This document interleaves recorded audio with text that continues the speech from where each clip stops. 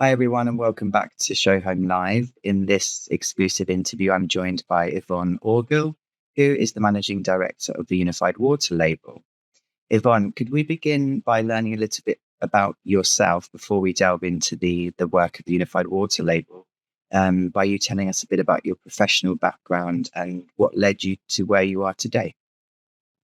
Hello, Joseph. I've been in the bathroom sector for roughly 40 years. I came on a whim for an interview at a junior position and worked my way up to this Chief Executive Officer of the Bathroom Manufacturers Association, where I stayed until 2019, taking forward the Unified Water Label, forming the Unified Water Label Association to host the Unified Water Label. During my time within the bathroom sector, I have been awarded Lifetime Achievement Awards for the work that I've done for the bathroom sector. I've chaired the NHIC, the National Home Improvement Council. I've been involved with the Installers Association, and I'm currently the Vice President of the Chartered Institute of Plumbing and Heating Engineers. For somebody who only came as a whim at an interview for a junior position, I didn't manage to find the door to leave the industry. Loved every minute of it, and taking on my little baby, the Unified Water Label, to its next phase of its life. Well, congratulations on those incredible achievements. So what is the Unified Water Label, and when and how did it all begin? It began in 2005 when we were constantly being asked by various government bodies and forums if a label was possible and it would identify the most efficient of products within the marketplace. So by 2005, we kicked off the development process with the major manufacturers in the UK. It soon became evident that the label was needed for all water-using bathroom products, not just the most efficient. And therefore, we further enhanced the scheme. And in 2009, our colleagues in Europe decided that they also wanted a label. And why reinvent the wheel? Let's use the one that was being used in the UK. So it became a European water label.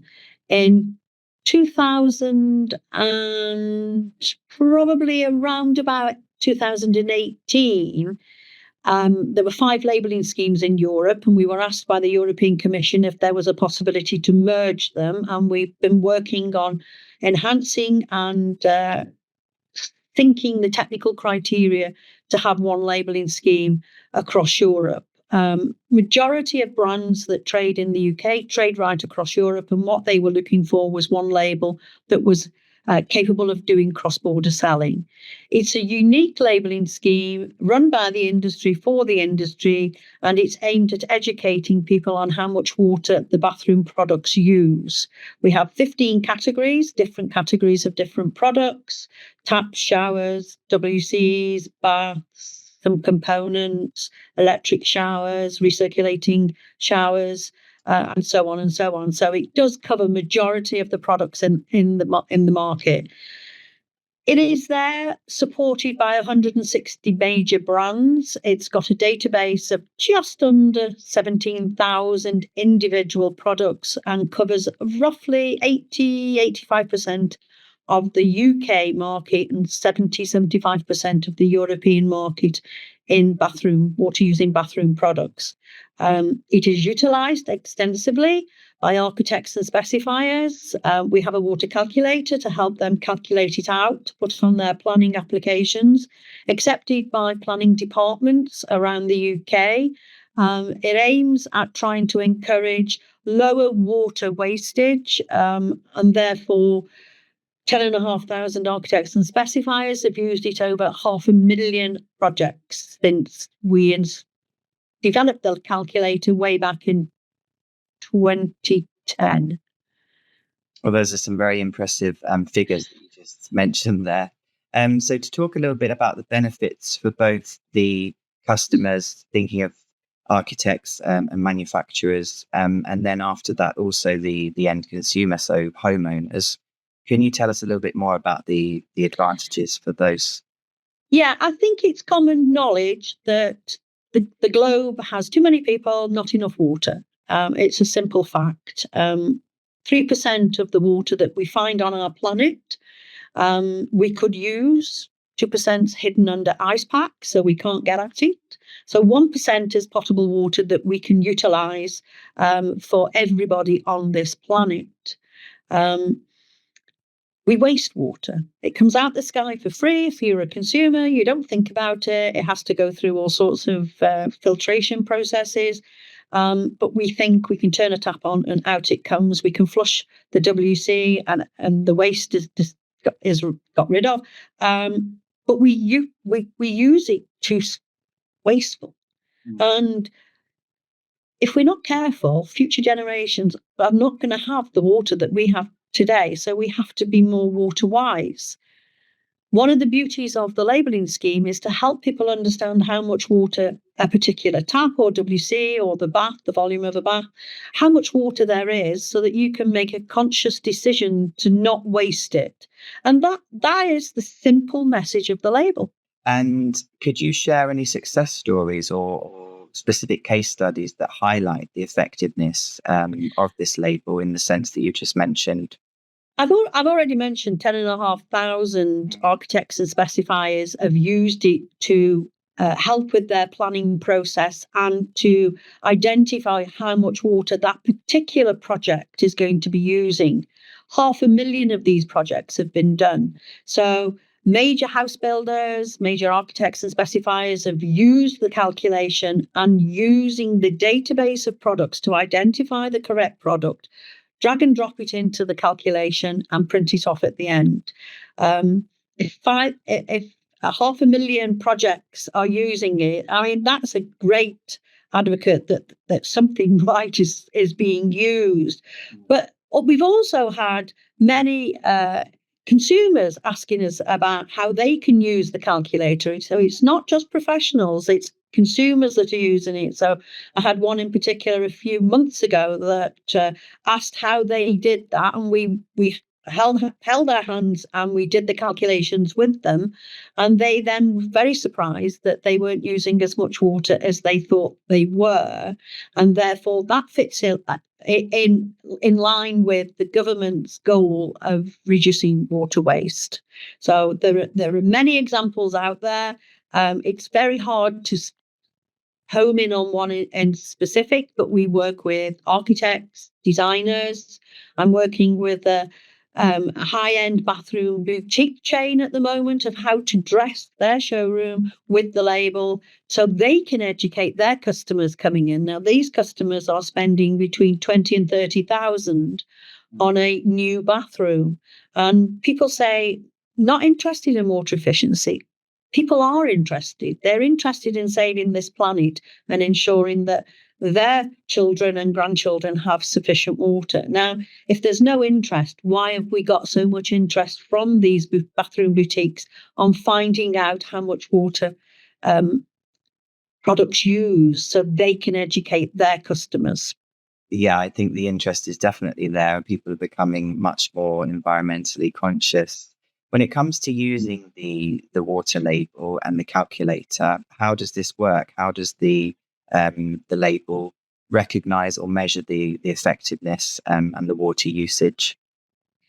It's based on manufacturers. So manufacturers will register their brands and their products and put them onto a database. Now, we have a specific method that they have to follow to make it the database uniform.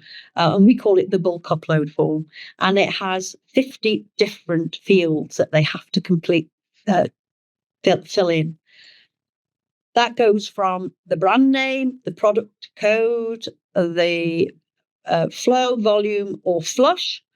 And therefore, the system then grades it in accordance with the 5 grades that are on the label. Mm. This allows people to search for it and to calculate out and to drag and drop the products within the water calculator. Everybody has the same bulk upload that they have to fill in.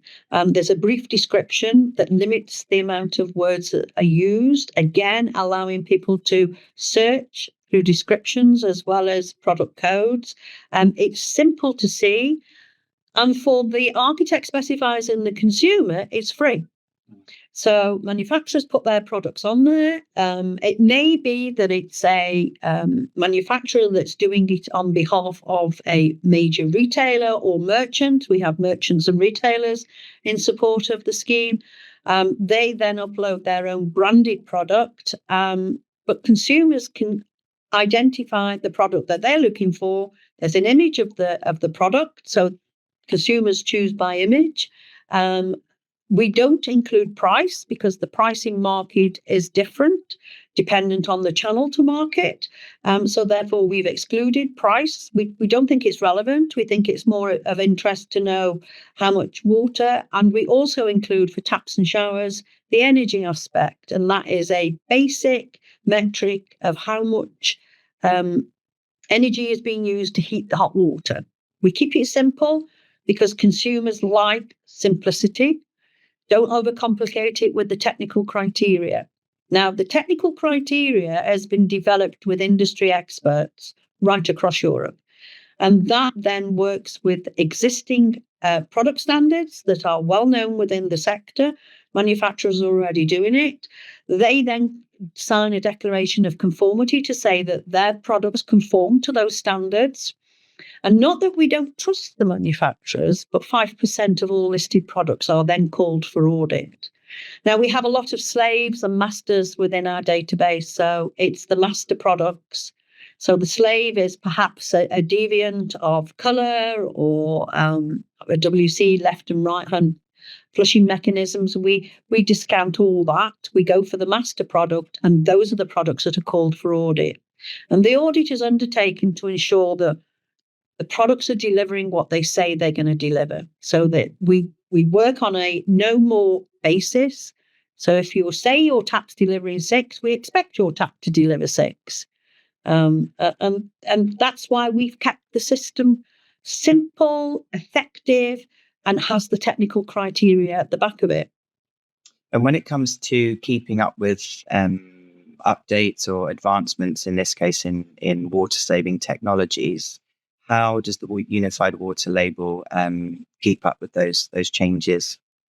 Okay, there are two things. Because it's an annual registration fee and manufacturers have to pay every January, it's amazing how quickly they will update the database for products that are no longer available in the marketplace. They don't want to pay for products that aren't there. So that keeps the database clean and relevant. And then because we're working with technical experts around Europe, we get together and we discuss where is the technology going. And a prime example of that is the recirculating showers. They're not compliant in all markets, but we are European. So we look for where is things going. Recirculating showers takes the water that you've used, it filters it, and then it pushes it back through the shower. And you switch it onto the recirculating mode, and it will add a little bit of extra water and a little bit of heat. But it means that you're not using as much water as if you were sitting in the shower for 10 minutes and it was all potable water. We're currently developing pushing the boundaries for WC flushing. We're also pushing boundaries and including criteria now on spray seats, so that's washing bidets. These are where the markets are going. We've got aging population across Europe. People want to use these washing bidets, makes life a lot easier, and we're not pushing certain materials down the WC like toilet paper. So it helps. It helps to enhance the scheme, but it also means that we're thinking about what's happening tomorrow. We're not static, and that is one of the beauties of being an industry independent voluntary labelling scheme. We are capable with industry experts of developing this new criteria. If any manufacturer wants to work with us on new criteria, we expect 3 manufacturers to come to the discussion table to enhance whatever category we want to enhance. That gives it a little bit of what can I say? I want to use the word uniqueness, but it's not uniqueness, but it allows that open competitiveness amongst three. If there's two, you can perhaps fudge things, whereas there's three and more, and we circulate before we release. So we develop the criteria and then we circulate it to all the 160 brands supporters that we have, to ensure that they are happy and comfortable with this new criteria before it gets put onto the scheme. And then we give a transition period for people to put their mark on it. The labels are very similar. So we try and keep the family of labels as similar as possible. The measurements will be slightly different dependent on the product category. But it just means we're not shrouded with bureaucracy and have to wait 3 to 5 years to get round a table. We can do it fairly quickly. The recirculating shower criteria took 12 months. Took quite a few meetings, but it took 12 months to get it and then get it passed. So it's out there. And we're just now waiting for the first product to go live. It's just going through some field tests to make sure it meets the criterion and the testing criteria alongside it. It sounds like the label itself and the system you have in place is, as you said, simple and effective, but also there's a lot of flexibility and versatility, which obviously is necessary when it comes to changes in the market and also changing customer needs and demands. You've also mentioned that you have tens of thousands of manufacturers that are already working with you and have this label in place. What strategies do you have in place to encourage more manufacturers and stakeholders to participate in the program? We're constantly attending events. We're at the next events in the UK are KBB in Birmingham and Installer it's also in Birmingham at the NEC, and we're in Mostra in Italy, and we're in Chasai in Italy later in the year. So we get out there and we talk to manufacturers and encourage them to come onto the scheme. We talk to retailers, we talk to merchants. So we're constantly out there engaging with people to talk about what is happening, why do people need to get onto the scheme, and encouraging them that way. We have a high presence in the media, and we work with agents who are also working with the manufacturers right across Europe. So these agents are our spokespeople. They talk in the local language and they encourage the merchants that way. And just finally, Yvonne, what efforts are being made to expand the reach, or are there any efforts to expand the reach even further? I know, as you've said, that you began in the UK and then you've already reached out into the European market. So do you have any further plans to expand the label further afield? We are currently in discussions with other countries, Middle East, Malta, South Africa. Everybody is looking for a labelling scheme. So we're working with the various associations in those countries to see if our label, because it's the same brands that are selling into those markets, could be utilised for that particular country. There's no stopping us. This is a global issue. We need to work together to find the solution. Yeah, I definitely agree with you there. And I think many people watching will, that all of us do want to do our part to help the environment. And in this case, it seems like such a simple thing that we can do to save water and to be more efficient in our water usage. So I wish you all the best of luck with that further progression. And thank you very much, Yvonne, for speaking with us at Show Home Live. And thank you for asking me.